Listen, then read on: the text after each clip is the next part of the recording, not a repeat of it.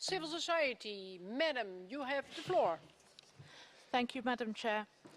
Civil society would like to deliver 3 points. First, we would like to welcome and commend the HLP report Water for Food Security and Nutrition and the CFS for taking up this critical issue. This is the first time that the CFS systematically looked at water and the linkages between the realisation of the right to food and the right to water and the implications for other indivisible human rights obligations. The report highlights the value of water as a common public wealth, as well as its centrality in ecosystems' functions and territories. The report adopts a human rights framing, prioritising the rights and needs of the most vulnerable and marginalised populations, including special emphasis on small-scale food producers and workers. Given the transboundary nature of water, the report also raises the necessity of recognising extraterritorial human rights obligations of states.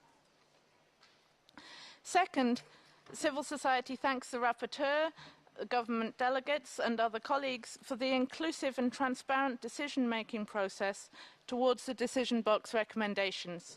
We are happy to see many important commitments by all actors reflected in the final decision box text. The decision box reaffirms commitments to the progressive realisation of the right to adequate food as a central component to the work and mandate of the CFS, and puts forward the human right to water as a core aspect of the realisation of the right to adequate food, recognising the multiple dimensions and uses of water. The decision box affirms the role of regulation to safeguard public interests and recognises the ecosystem functions of water. There is a clear prioritisation of vulnerable and marginalised populations, with specific recommendations for protecting women and girls, as well as access to drinking water in the workplace. The reformed CFS is a unique and dynamic space that has been home to discussions and deliberations that are vital to the achievement of food security and nutrition and the realisation of the right to adequate food. The numerous constituencies of civil society have actively participated in all these processes. Although we are pleased with the outcomes of this decision box, we perceive a diminishing of the sense of inspiration and creativity that the reform process brought to the CFS. This brings me to our third point. As the CFS, we have all spent significant time and resources negotiating and agreeing on language, which we now use as a basis for derogation rather than a basis to build stronger and more coherent policy towards food security and nutrition.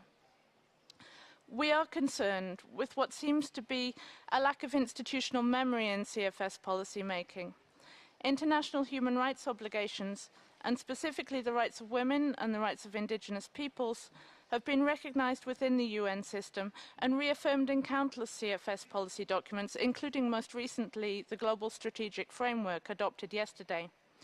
We regret that we have to frequently remind CFS members of commitments made in other spaces and which have been reaffirmed in the CFS as having a direct bearing on the mandate of this body.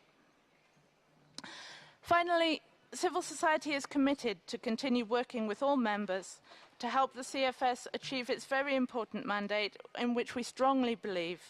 And our expectation is that our government policymakers will do their utmost to collaborate with us in achieving this mandate and building on the recommendations of the HLP report on water and the decision box.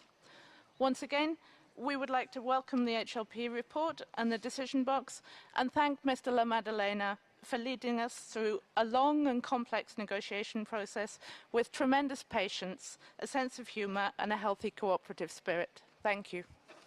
Thank you.